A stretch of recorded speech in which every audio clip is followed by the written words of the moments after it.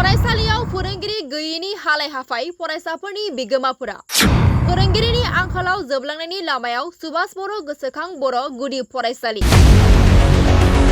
उदालगुरि जिल्ला दिमाकुसि ओनसोलनि सुभाष बर' गोसोखां गुदि बर' फरायसालिया थैनायनि लामायावसै नामा? गोलाव समनिफ्रायनो सुभाष बसुमतारिनि गुदि फरायसालियाव फोरोंगिरि गैयैयाव जेंनायाव गोग्लैनो गोनां जादों फरायसाफोरनि सोलोंथाइ लानायाव। मोनथिनाय बादिब्ला रायजो राजाफोरा रां खांनानै फोरोंगिरि थिसननानैसो फरायसाफोरखौ सोलोंथाइ होगासिनो दं। बर' बिजोंखौ फोथांना लाखिनो नारा नाथा नाजादों थेंखि बस्तिनि गोरिब गुन्द्रा रायजो राजाफोरा। रायजो राजाफोरनियाव सोंथि जायो इं 1995 मायथाइयावनो गायसनजानाय बर' बिजोंनि फरायसालिखौ फोथांना लाखिनायाव बिटिसि सरकारा माब्ला बेनि सायाव राहा लागोन एबा फोरोंगिरि थिसनथाइ होगोन होननानै।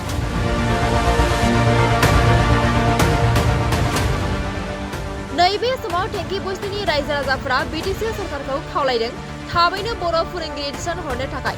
मानोना दैज्लां बोथोराव गोबां जेंनाजों मोगा-मोगि जानो गोनां जायो थेंखि बस्तिनि बर' रायजो राजाफोरा। 15 किल'मिटार जानथायनि दिमाकुसियाव बर' बिजों फरायहोनो गोहो गैया थेंखि बस्तिनि रायजो राजाफोरा। बेखायनो फरायसालियाव फोरोंगिरि थिसननो बिटिसि खुंथाय आरो जायगानि एमएलए बिथांमोनखौ खुथारै खावलायहरदों थेंखि बस्तिनि रायजो राजाफोरा।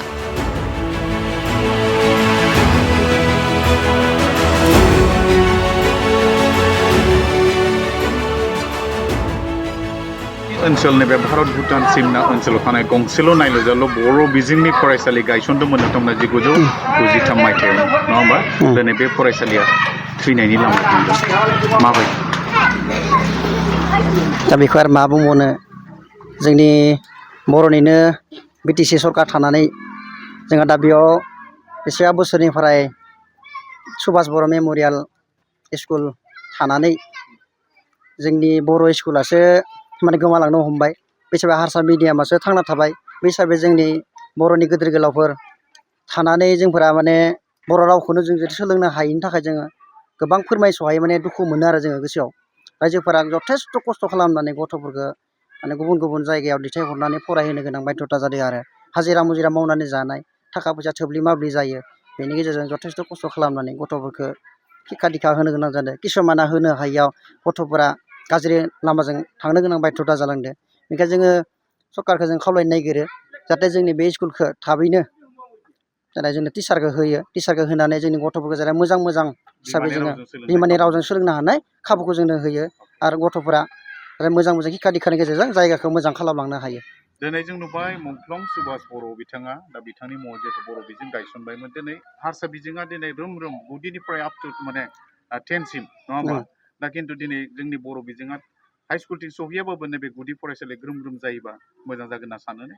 औ आंबो बेखौनो सानो। जोंहा हाइ स्कुलखौ नाङा बारु जों मात्र एलपि स्कुलखौ एलपिनिफ्राय जोङो जुदि 6, 7, 8 लागै जुदि जों होनो हायोब्लाबो गथ'फोरखौ नैबे जायगायाव अब्लाबो जानाया जों जथेस्थ'खिनि सहायखौ मोनगोन आरो मानो होनबा ओरैजाय जोङो दा जुदि जों 6आव बा 5निफ्राय जुदि जों गथ'खौ बख'नो गोनां जायोब्ला जोङो दैसायाबो एसे प्रब्लेम दङ।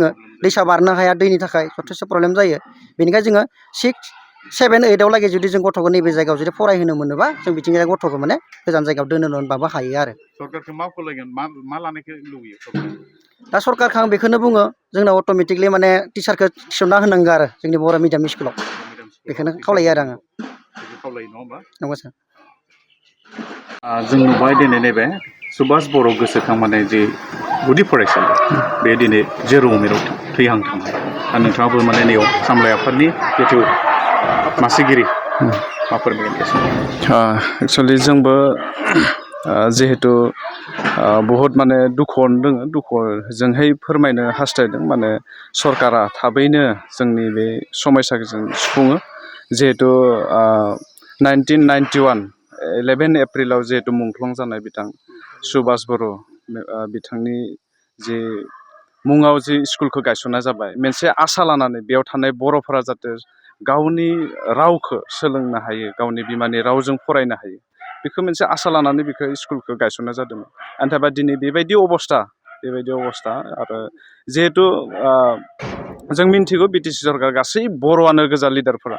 बेखाय बेयो इमान गिदिर खौरांबो नङा जे बेयाव सासे फोरोंगिरि हरनो थाखाय दैथायहरनो थाखाय बारा गिदिर खौरां नङा बेखायनो सरकारनिसिम गुरै माने खावलायहरनाय थाबाय जेन थाबैनो जोंनि बे सुभाष बर' मेम'रियेल स्कुलाव LP स्कुलाव जाहाथे थाबैनो फोरोंगिरिखौ दैथायहरो बा हरो आरो जिहेतु जों बर' बे रायजोफोरा जों साननानै जिहेतु जोंनि बे रावा थांना थानांगौ बा जोंनि बे स्कुला थांना थानांगौ होननानै जोङो फैसा खांनानै दायो दैदेनबाय थादों 2 बोसोर जाबाय बोसोरनै जाबाय सासे फोरोंगिरि जों लाखिदों जों गावनि फैसा खांनानै बे स्कुलखौ फोथांना लाखिबाय थादों बेखायनो सरकारनिसिम गुरै खावलायनाय जों थाबैनो जोंनि लागै जों सासे फोरोंगिरि